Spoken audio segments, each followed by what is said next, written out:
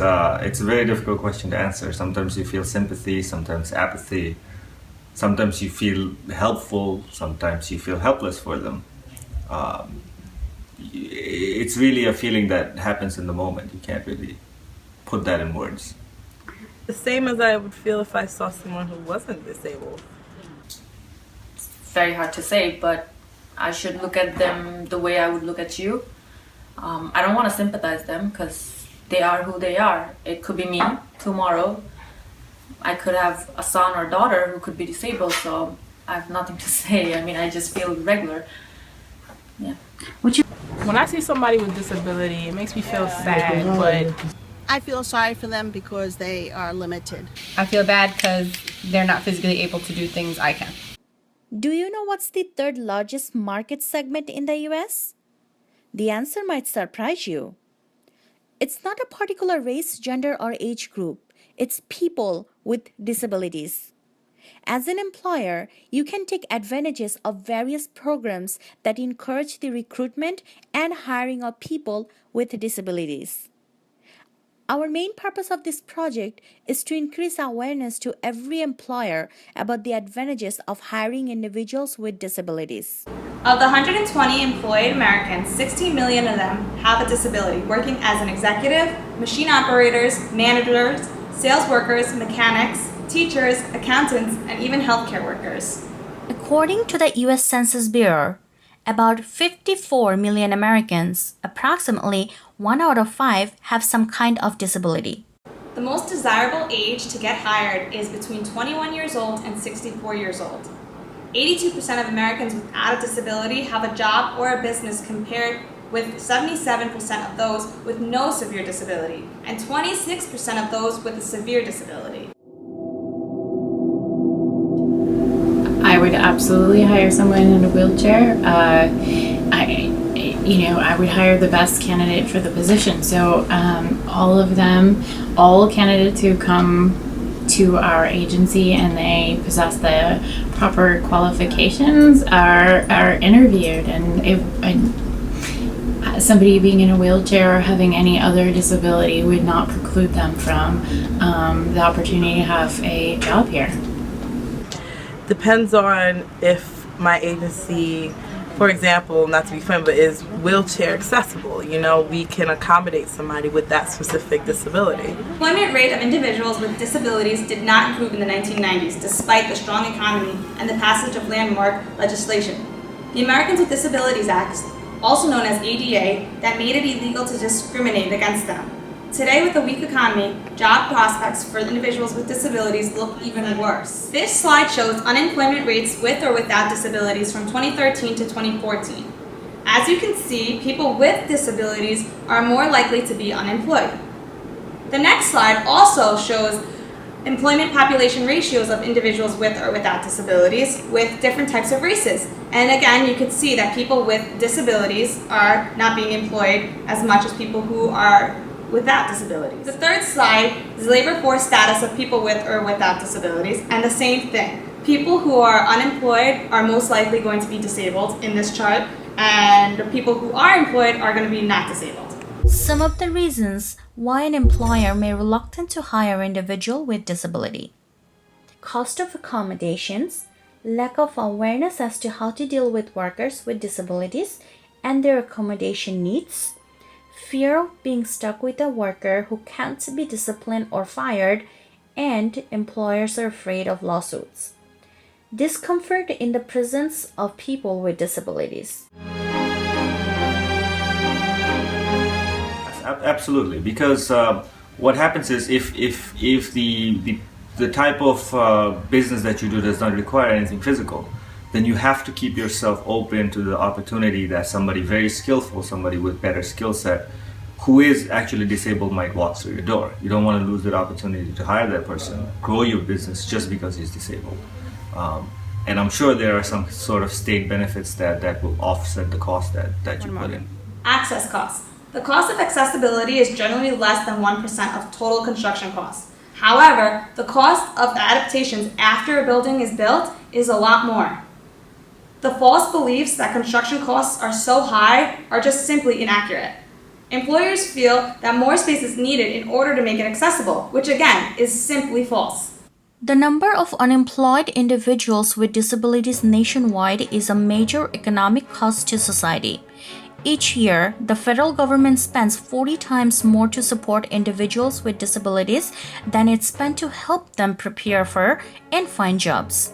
Ultimately, unemployed individuals would rely on social welfare benefits under safety nets, floor, or platform.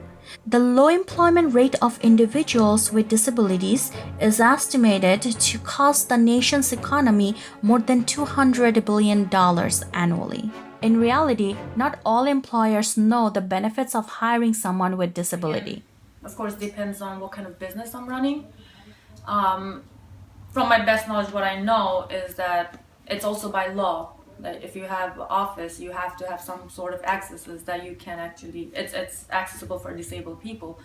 So I don't know, it could be, I don't know if it's going to be cost effective, but The Disabled Access Credit provides a non-refundable credit for small businesses that incur expenditures for the purpose of providing access to persons with disabilities. An eligible small business is one that earned $1 million or less, or had no more than 30 full-time employees in the previous year. They may take the credit each and every year they incur access expenditures. The Architectural Barrier Removal Tax Deduction encourages businesses of any size to remove architectural or transportation barriers to the mobility of persons with disabilities and the elderly. A business may claim annual deductions of up to $15,000 a year for qualified expenses for items that normally must be capitalized. Businesses claim the deduction by listing it as a separate expense on their income tax return. Also, businesses may use a disabilities tax credit and the architectural transportation tax deduction together in the same tax year, if the expenses meet the requirements of both sections. To use both, the deduction is equal to the difference between the total expenditures and the amount of credit claimed. The deduction is an allowance for the cost associated with removing the barriers to people with disabilities. Some of the expenses employers may claim are accessible parking spaces, ramps and curb cuts, telephones, water fountains, and restrooms which are accessible to persons using wheelchairs, and widening walkways to at least 48 inches wide. To be eligible, modifications must meet the requirements of standards established by the IRS regulations, implementing Section 190. The deduction may not be used for expenses incurred for new construction or for complete renovation of a facility or public transportation vehicle. Small businesses may use the credit and deduction together if the expenses incurred qualify under both Sections 44 and 190. For example, if a business spent $12,000 for access adaptations, it would qualify for $5,000 tax credit and a $7,000 tax deduction. Both the tax credit and deduction may be used annually. Federal Work Opportunity Tax Credit is a tax credit that encourages employers to hire 9 targeted groups of job seekers, including people with disabilities, by reducing employers' federal income tax liability. The Work Opportunity Credit also provides eligible employers with a tax credit up to 40% of the first $6,000 of first-year wages of a new employee if the employee is part of the targeted group. An employee with a disability is one of the targeted groups of the Work Opportunity Credit, provided that the appropriate government agencies have certified the employee as disabled. The credit is available to the employer once the employee has worked for at least 120 hours or 90 days. Some expenses that are covered under the Federal Work Opportunity Tax Credit are sign language interpreters for employees or customers who have hearing impairments, readers for employees and/or customers who have visual impairments, purchase of adaptive equipment, or the modification of equipment. Production of print materials in alternate formats such as Braille, CD, audio tape, large print. Lastly, removal of barriers in buildings and transportation. The Welfare to Work Tax Credit is a tax credit that allows employers to hire disabled individuals who have been certified by the designated local agencies as a member of a family that received temporary assistance to needy families or to aid families with dependent children. This formula-based cash incentive is contingent upon favorable employment outcomes for people with disabilities, who are then able to forego their income maintenance benefits. Social Security says special rules make it possible for people with disabilities receiving Social Security or supplemental security income to work and still receive monthly payments and Medicare or Medicaid.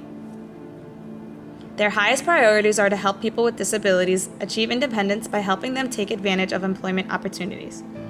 Work incentive employment supports disabled and blind SSI beneficiaries going to work by minimizing the risk of losing their SSI or Medicaid benefits. As you can see, data alone proves so many advantages of hiring a disabled person. There are many employers that may be interested in hiring somebody with a disability, but due to lack of knowledge of the federal reimbursement, they may be hesitant in doing so. I would definitely hire somebody in a wheelchair because I feel that they are just as capable of doing the job as anybody else. I would hope, my only concern would be that the agency would be wheelchair accessible or just be able to meet their needs. So that would be the only thing that would hinder me from hiring that person if the agency wasn't able to meet their physical needs. As workforce demographics shift and global markets emerge, workplace diversity inches closer to becoming a business necessity, rather than a banner that companies wave to show their commitment to embracing differences and changes. Employees receive tangible and intangible benefits from workplace benefits, which include respect from coworkers and business gains. Some advantages of diversity in a business are building disability-friendly environment, mutual respect between workers and employers, conflict resolution, growth of business reputation, job promotion nationwide, increased company exposure with multicultural, avoid discrimination lawsuits. Our goal is to send a message to all employers that workplace diversity can make American companies more productive and profitable. There are thousands of Stephen Hawkings in America surviving with disabilities and seeking for an opportunity to expose their talent. Organizational levels should find ways to increase work opportunities for them, and at the same time, offer an education on disability for all staffs and supervisors. A company that is disability friendly can surely help to improve the American economy.